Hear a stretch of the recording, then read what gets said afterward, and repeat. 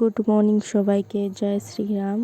আর এটা আমার first blog, তো তোমরা প্লিজ আমাকে সাপোর্ট করো। তো আজকের থেকে ভাবলাম ব্লগ করব। তো আমার ডেলি ব্লগ নাও থাকতে পারে, স্পেশাল ডে তো ব্লগ থাকতে পারে, কখনো কখনো আমি ব্লগ শেয়ার করতে তোমাদের সাথে চেষ্টা করব। তো দেখতে পাচ্ছ আমরা সবাই কাজ করছি। তো এটা হলো একটা ধেনুক। তো যেহেতু আমাদের বাড়িতে রাম ঠাকুরের উৎসব, তো এটা ছিল অধিবাসের দিন। তো আমি ভাবলাম যা কালারটা ছিল না, তো ভাবলাম কালার করে দিই।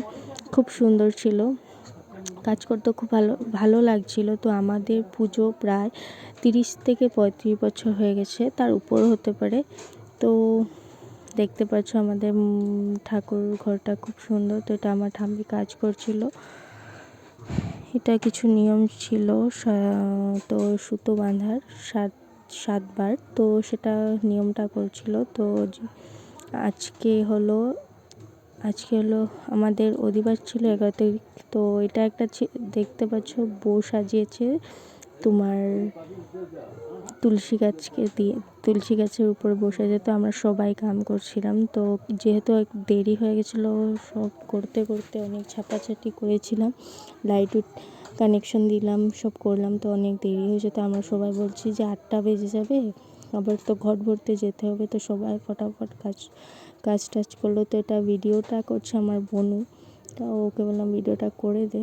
তো আমি জানি না এডিটিং কীরকম হয়েছে। ফার্স্ট তো কিছু মনে করবে না, প্লিজ সাপোর্ট করবে আমাকে, থ্যাংক ইউ। তো দেখতে পারছো সব দিকে জিনিস ছিল। এটা হলো অভি, তোমরা আরও অনেক ভিডিওতে ওকে দেখতে পারবে। তো আমরা যাচ্ছিলাম ওখানে জল ভরতে। তো আমার ঠাম্মি নিয়েছিল কুলো, আর আমার দাদু নিয়েছিল ঘট। তো সবাই মিলে গেলাম নদীতে। অনেক দূর আমাদের নদী ওখানে অনেক দূরে ছিল। তো কিছু একটা নিয়ম ছিল গঙ্গা মাকে দিয়ে। তো সব নিয়ম টিয়ম করলো। তো করার পর আমরা আসলাম ঘরে আসার পর দেখতে পাচ্ছি খুব অন্ধকার, সবাই মিলে টর্চ নিয়ে গেলাম। তো দেখতে পাচ্ছ, তো সবাই আসতেছিলাম।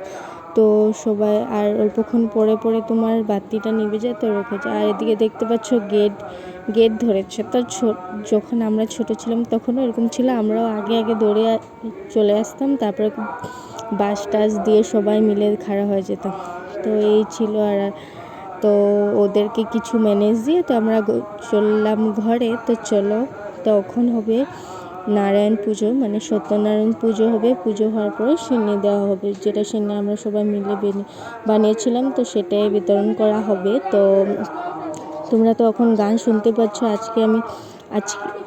আজকে মানে আমি এডিটিং করছি তোমার কালকের ভিডিওটা, তো গানটা শুনতে পাচ্ছ। আজকে আমাদের ঘরে কীর্তন, তো কীর্তনের ব্লগটা তোমরা কালকে পাবে।